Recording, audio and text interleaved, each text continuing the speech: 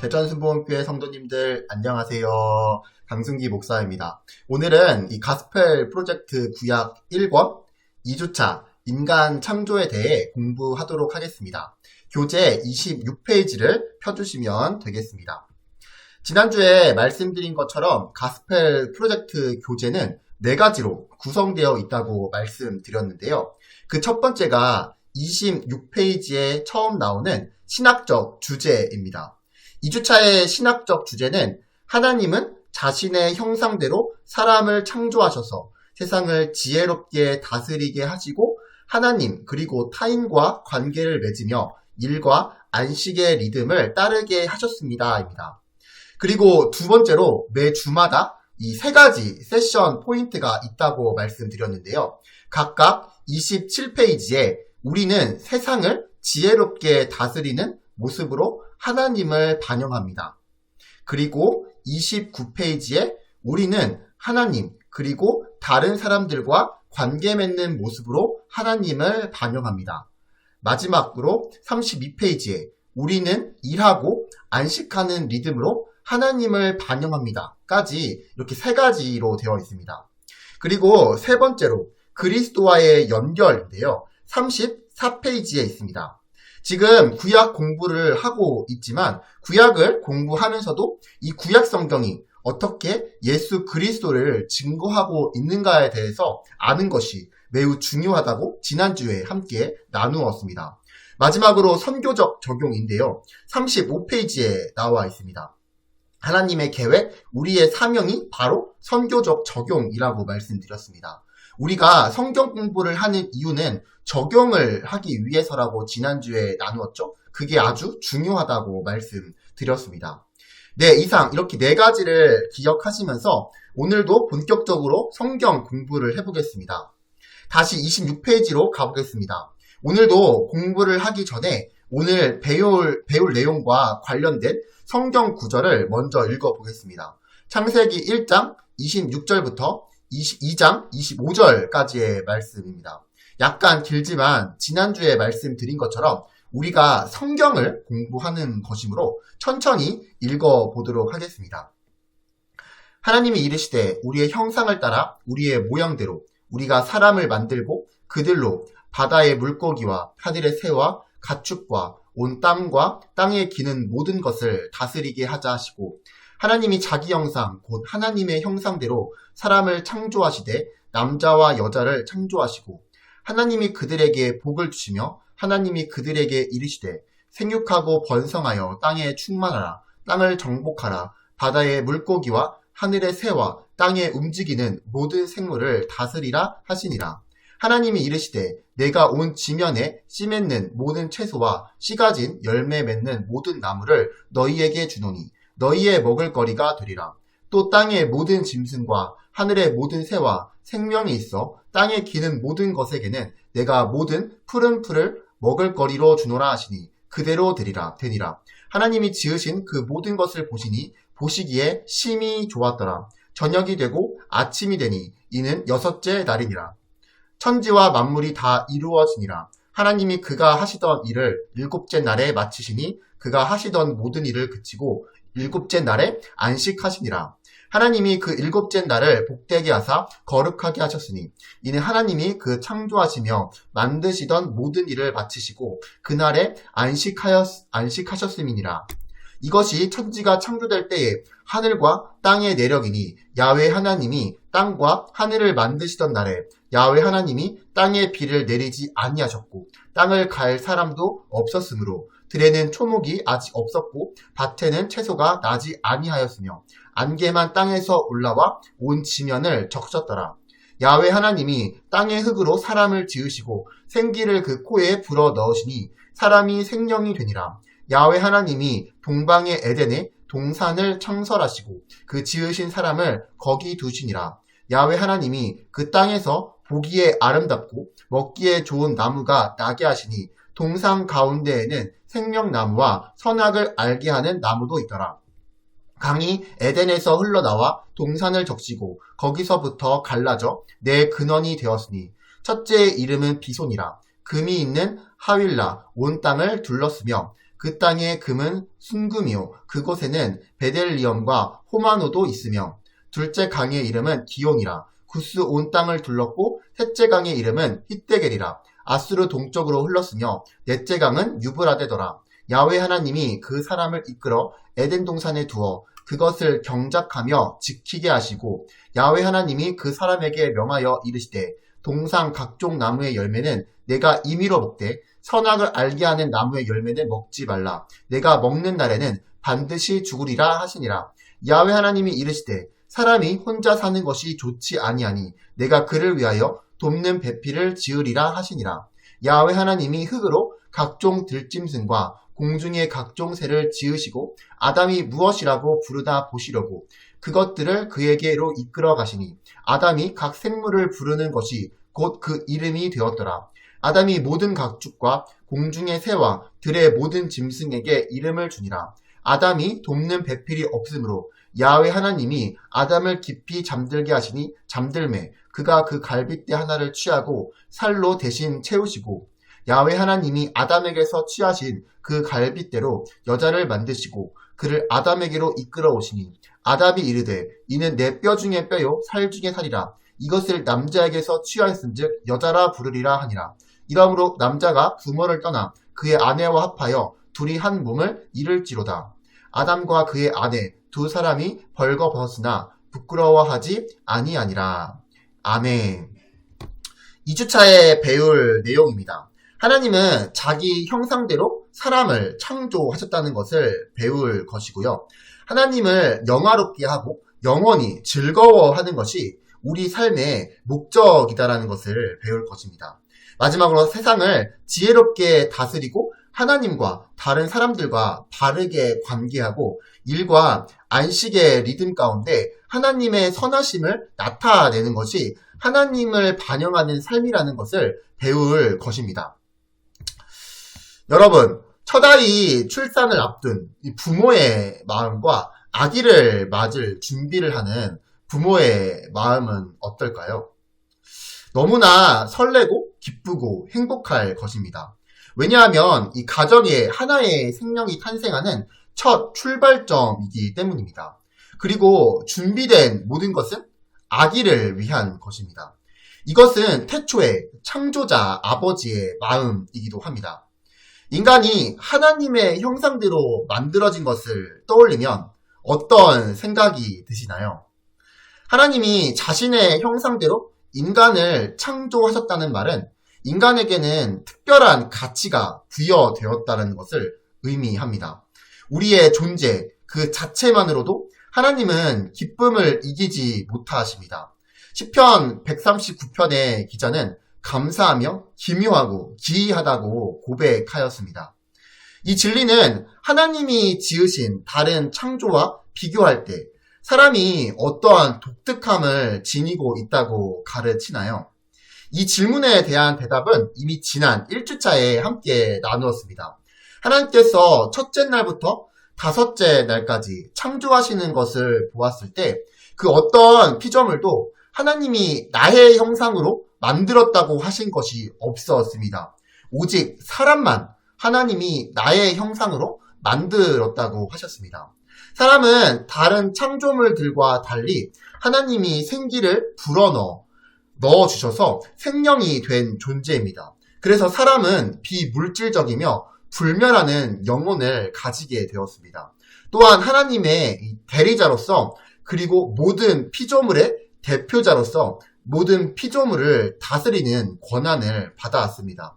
그리고 하나님의 이 도덕적인 성품을 닮았으며 의와 진리와 거룩함을 가진 존재입니다. 그리하여 하나님의 형상인 사람은 하나님을 영화롭게 하고 그분을 즐겁게 할 수 있는 것입니다.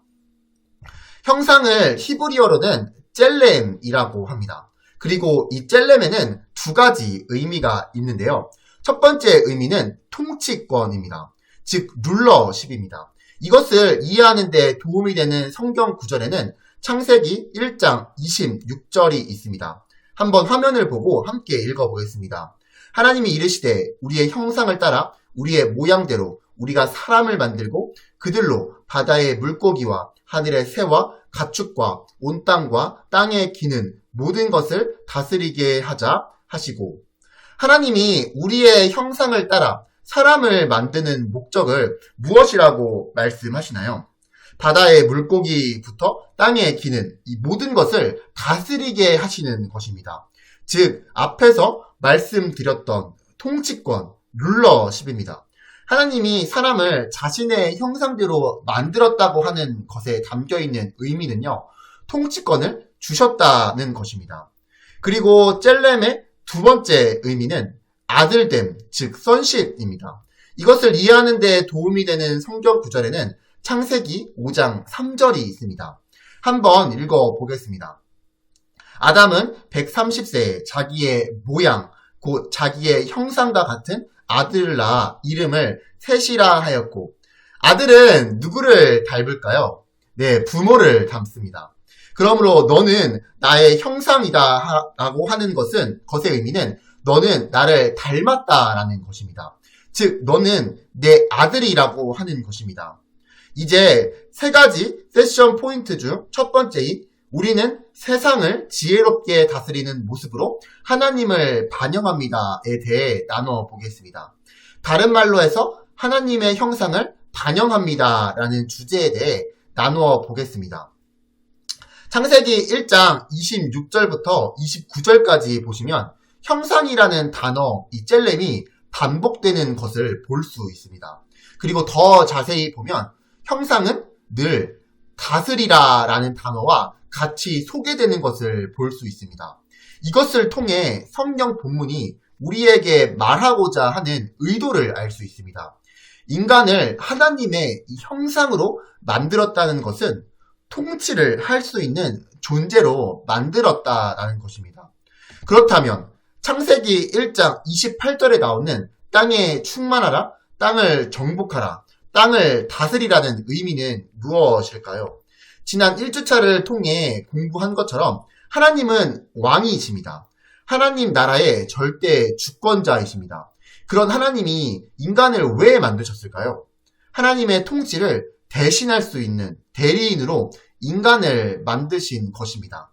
그렇다면 파트너가 필요했던 것일까요? 그렇지 않다라는 것을 지난 1주차에 또한 배웠습니다. 하나님은 존재에 부족함이 없으신 분입니다. 혼자서도 모든 것을 다 하실 수 있는 분입니다. 그럼에도 불구하고 인간을 만드시고 자신을 대신하여 통치할 수 있는 통치의 권한을 위임해 주신 것입니다. 그러므로 땅에 충만하라는 것은 1차적으로는 많은 후손을 이 땅에 번성하게 하는 것이고, 궁극적으로는 이 땅에 하나님을 예배하고 경외하는 하나님의 백성들로 가득 채우라는 명령이 담겨져 있는 것입니다. 그 다음 정복하다는 히브리어 카바시로 민족이나 땅을 복속시켜 정복자를 섬기게 한다는 의미를 가지고 있습니다. 근데 이 단어의 의미를 창세기 안에서 해석할 때에는 반드시 창세기 2장 15절과 같이 이해하시는 것이 좋습니다. 화면 맨 마지막에 나와 있습니다. 한번 읽어보겠습니다. 야훼 하나님이 그 사람을 이끌어 에덴 동산에 두어 그것을 경작하며 지키게 하시고, 경작하며 지키게 하시고라는 말씀이 나옵니다. 여기서 경작하다는 히브리어 아바드로 섬긴다는 의미가 있습니다. 그리고 지키다는 히브리어 샤마르입니다. 즉 정복하고 다스리는 것의 의미는 착취하고 고갈하라는 것이 아니라 잘 돌보라는 뜻입니다. 물론 이것을 오해해서는 안 됩니다. 자연은 인간이 숭배하거나 섬겨야 할 존재는 아닙니다. 하지만 분명한 것은 자연은 인간이 지혜롭게 돌보고 다스릴 대상이라는 것입니다. 창세기 1장 28절에서 남자와 여자가 땅의 자원을 유익하게 만들어야 한다는 개념으로 자원을 조사하고 개발해 사람에게 유용하게 만들어야 한다는 의미를 포함하고 있습니다. 즉 인간의 삶에 유용하게 하면서 또 환경도 잘 보존하라는 의미가 있는 것입니다. 인간이 과학기술을 악용하는 것은 창세기 3장의 결과입니다. 즉 땅과 땅의 피조물들을 착취해 인간의 탐욕을 채우라는 그러한 명령이 아니라 피조세계를 책임감 있게 돌보라는 의미입니다. 나의 삶의 영역 중 권위를 부여받은 영역이 있나요? 권위를 어떻게 사용해야 창조 세계에 혼란과 고통이 아닌 질서와 평화를 가져올 수 있을까요? 잠시 영상을 멈추시고 생각해 보시면 좋을 것 같습니다. 인간은 하나님의 대리자로서 땅 위의 모든 생명체를 다스려야 합니다. 이것은 땅을 지혜롭게 사용하고 모든 창조물을 책임감 있게 돌볼 사명을 부여하는 것입니다. 하나님이 다스리고 돌보도록 주신 사명의 자리가 바로 권위를 부여받은 영역입니다. 우리에게는 가정, 학교, 직장, 교회 등 책임감을 가지고 돌보야 할 영역이 있습니다. 이 외에도 영역은 정치, 경제, 예술, 과학, 교육 또는 지역, 자연 등 여러 기준으로 분류해 생각해 볼 수 있습니다. 자연은 나쁘거나 억제해야 할 대상이 아니라 구분하고 개발하고 경작해야 할 대상입니다. 우리는 세상을 지혜롭게 다스리도록 부름받았습니다. 그리스도인이 각각 권위는 하나님이 주신 것임을 알고 권위를 부여받은 영역에 대한 주대심을 인정하며 겸손하고 지혜롭게 관리하고 발전시킬 때에 질서와 평화를 가져올 수 있을 것입니다. 그런 의미에서 교회는 환경 문제에 신경 써야 합니다. 에너지 절약에도 관심을 가져야 합니다. 일회용 컵의 사용을 줄이기 위해 텀블러를 사용하는 주일이라든지 또 기름의 사용을 줄이기 위해서 대중교통을 이용하는 주일 등을 가질 필요가 있습니다. 우리는 지혜롭게 다스리도록 부름받았습니다. 하나님은 자신이 창조하신 것들을 돌보십니다. 그리고 우리를 부르셔서 열심히 일구고 관리하라고 명령하십니다.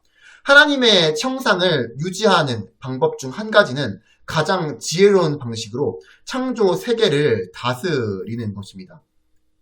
그리고 우리는 다음 세대에 꿈을 심어 주어야 합니다. 다음 세대가 앞으로 활동할 분야에서 하나님의 청지기로서 다스릴 수 있는 꿈을 심어 줘야 합니다. 인간은 종종 창조물을 신처럼 숭배하거나 또 극단적으로 무가치한 것으로 질밥습니다. 하나님이 창조물을 돌보라고 우리를 부르신 것은 하나님이 주신 선한 것들로 인해 하나님을 예배하라는 말이지 그 자체를 숭배하라는 말이 아닙니다. 또 하나님이 우리를 불러 창조물을 돌보라고 하신 것은 하나님이 만드셔서 우리에게 책임을 맡기신 세상을 남용하거나 방임하지 말라는 것입니다. 권위를 가지고 영향력을 행사하는 영역을 한 가지 떠올려 보십시오. 권위를 남용하거나 방임해서 곤란에 처한 적이 있으신가요? 또 다른 사람이 권위를 남용하거나 방임하는 것을 본 적이 있으신가요? 잠시 영상을 멈추시고 생각해 보시면 좋을 것 같습니다. 우리는 창조물을 신처럼 떠받들거나 무가치한 것으로 짓밟을 때가 있습니다. 창조물을 무가치한 것으로 폄하하는 것도 또 그 자체를 숭배하는 것도 하나님의 권위를 올바르게 사용하는 것이 아닙니다. 무분별한 개발로 인해 자연을 파괴하는 경우가 한 사례일 것입니다. 대중매체를 통해서 하나님이 만드신 창조물을 무분별하게 사용해 파괴하거나 창조 질서를 깨뜨린 이야기를 우리는 쉽게 볼 수 있습니다. 자, 두 번째 주제로 넘어가겠습니다. 우리는 하나님 그리고 다른 사람들과 관계 맺는 모습으로 하나님을 반영합니다. 입니다. 인간의 창조에는 독특한 점이 있습니다. 1장에서는 하나님의 형상이고 2장에서는 직접 손으로 만드셨다는 것입니다. 즉 하나님과 인간이 친밀하다는 것입니다. 또한 인간은 그 코에 하나님이 생기를 불어 넣으셨습니다. 다시 말해서 영적인 존재로 지음을 받았다는 것입니다. 영혼이 있다는 것입니다. 그리고 영혼이 있다는 것은 관계를 맺을 수 있다는 것을 의미합니다.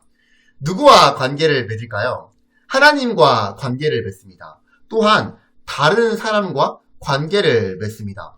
그러므로 인간의 본분 첫 번째는 하나님과 바른 관계를 맺는 것이고, 두 번째는 하나님의 모습을 이 세상 속에서 반영하는 것입니다. 즉, 다른 사람과의 관계성 속에서, 자연과의 관계성 속에서 하나님의 모습을 반영하는 존재가 바로 하나님의 형상대로 지음을 받은 우리 인간이라는 것입니다. 하나님의 형상에서 살펴본 것처럼 하나님과 아들과의 관계는 아버지와 아들과의 관계입니다. 그리고 아들된 우리는 하나님의 모습을 반영하는 복사체입니다. 그런데 하나님의 형상은 죄로 인해 타락한 후 손상되었습니다. 여기서 중요한 것은 손상된 것이지 없어진 것이 아니라는 것입니다. 그러므로 믿지 않는 자들도 다스리는 능력이 있고요. 관계를 맺을 수가 있습니다. 그렇지만 우리는 예수님 안에서 하나님의 참된 형상을 볼 수 있는 것입니다. 매일 하나님의 말씀을 읽고 기도하며 하나님과 동행할 때 하나님이 누구이시며 어떠한 모습이신지를 세상에 가장 잘 보여줄 수 있습니다. 우리가 하나님의 말씀을 읽고 기도하여 하나님과 동행하는 이유가 여기에 있는 것입니다.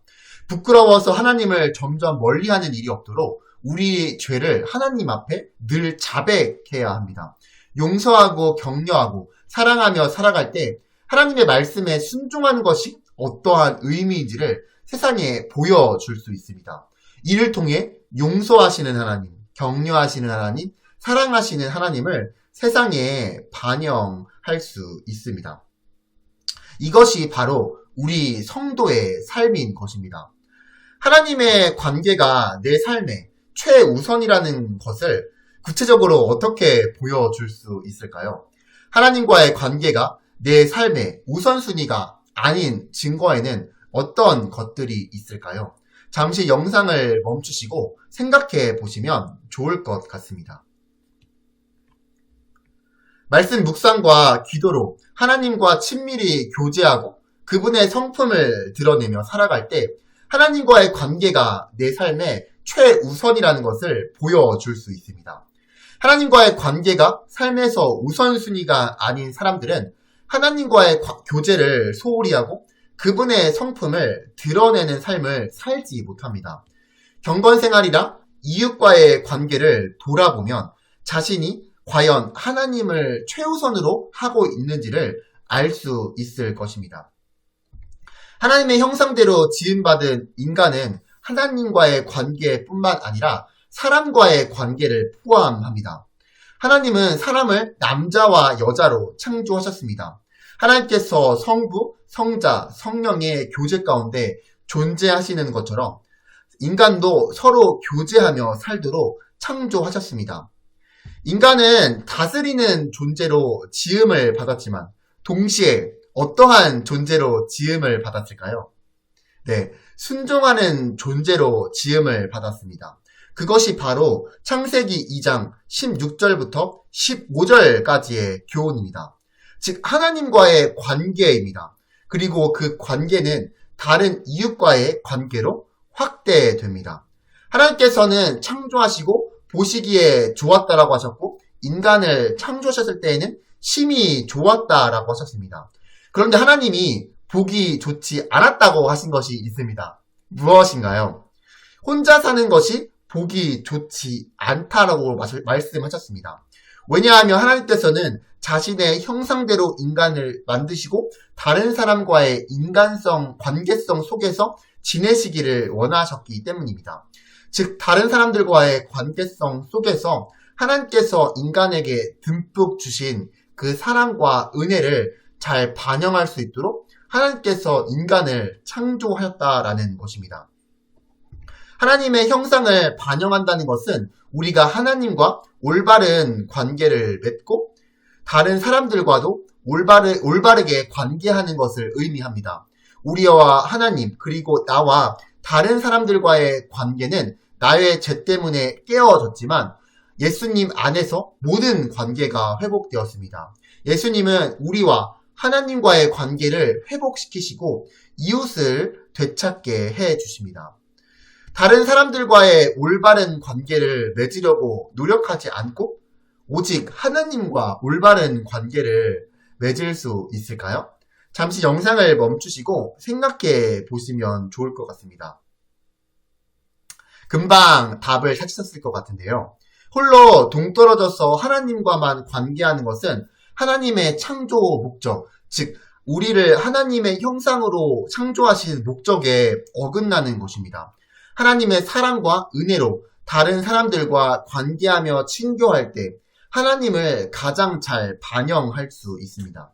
하나님의 형상을 반영한다는 것은 우리가 하나님과 올바르게 관계하고 다른 사람들과도 올바르게 관계하는 것을 의미합니다.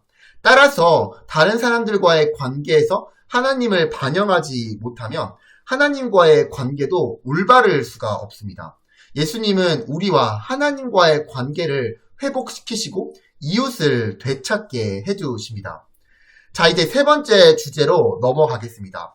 우리는 일하고 안식하는 리듬으로 하나님을 반영합니다. 입니다.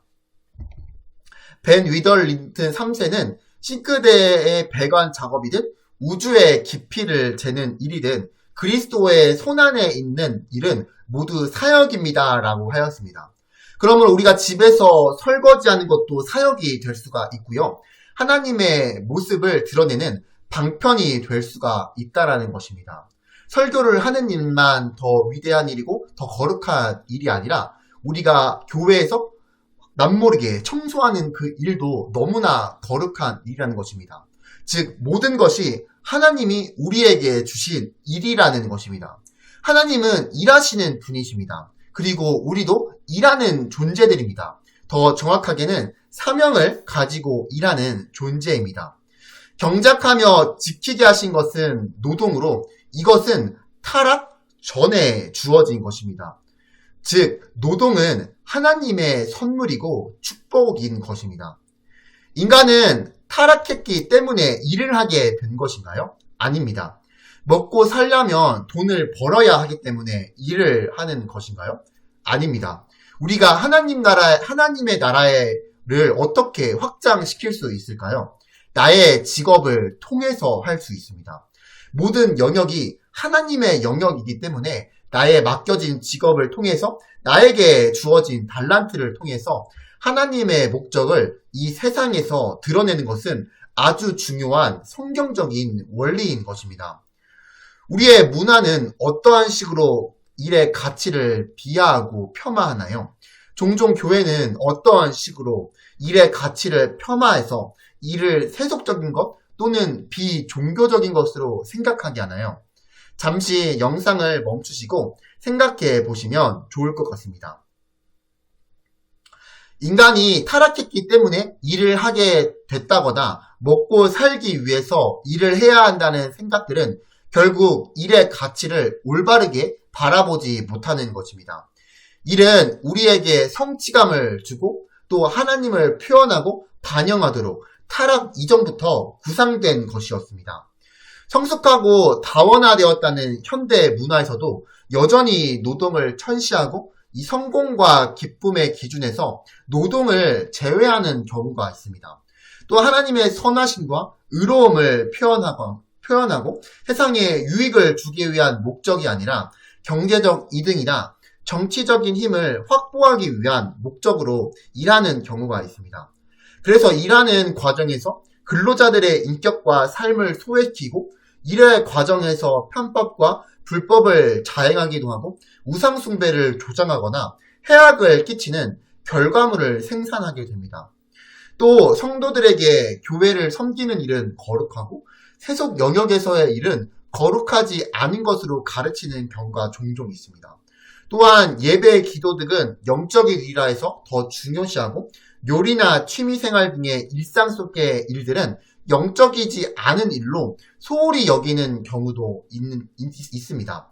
이것은 일에 대한 관점에서 균형을 잃었다라고 볼 수 있습니다. 교회 일, 세상 일을 구분해서 생각한 적은 없는지 돌아보시기 바랍니다. 각자 자신에게 부여된 모든 자리는 거룩한 것입니다. 하나님의 형상과 안식과는 어떠한 관계가 있을까요? 하나님은 쉬실 필요가 있으신 분인가요? 하나님은 쉬실 필요가 없습니다.